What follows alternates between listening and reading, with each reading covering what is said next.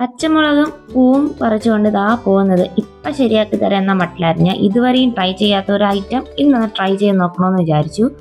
കുറച്ച് ബീഡ്സ് എടുത്തു. ഗ്ലാസ്സിനുള്ളിൽ ബീഡ്സ് നേരത്തെ തന്നെ ഇട്ട് വെച്ചു. ഇനി സംഭവം സിമ്പിളാണ്. പച്ചമുളക് ഒരു പീസ് ഒന്ന് പൊട്ടിച്ചെടുത്തു. അതിനുള്ളിൽ പൂവൊന്ന് വെച്ചു. അപ്പം അതിന് മുന്നേ ഞാൻ വെള്ളം ഒഴിച്ചു റെഡിയാക്കി വെച്ചിട്ടുണ്ടായിരുന്നു.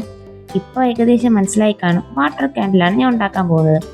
പക്ഷേ വാട്ടർ ക്യാൻഡിൽ ഉണ്ടാക്കാമെന്ന് കരുതി ഈ പൂവൊക്കെ വെള്ളത്തിലിട്ടപ്പോഴത്തേക്ക് അത് സക്സസ് ആയില്ല. അപ്പോൾ എന്തായാലും ഇനി വെറുതെ ഇവിടെ ഒരു ഉദ്ദേശം ഉണ്ടായിരുന്നില്ല. ഒരു കാർഡ്ബോർഡ് പീസ് കട്ട് ചെയ്തെടുത്ത ശേഷം അതിനുള്ളിൽ പൂ ഇങ്ങനെ ഇറക്കി വെച്ചു. ഇനി പൂ എങ്ങാനും ചരിഞ്ഞ് വീണാലോ എന്ന് പേടിച്ചിട്ടാണ് പൂവിൻ്റെ ബാക്കി വന്ന ആ ഒരു തണ്ട് പോർഷൻ ഇല്ലേ, ബാലൻസ് വന്നത്, അതിനെ കാർഡ്ബോർഡിൻ്റെ പീസിലോട്ട് ഇങ്ങനെ ഒന്ന് അറ്റാച്ച് ചെയ്ത് കൊടുത്ത ശേഷം ഗ്ലാസ്സിലോട്ട് ഈ ഫ്ലവർ ഒന്ന് ഇറക്കി വെച്ചു. ഇനി പഴയതുപോലെ തന്നെ മുത്തൊക്കെ പറക്കിയിട്ടു. പിന്നെ വെള്ളം ഒഴിക്കണമല്ലോ. അങ്ങനെ വെള്ളം ഒഴിച്ചപ്പോഴത്തേക്കാണ് പിന്നെ ഒരു കാര്യം മനസ്സിലായത്.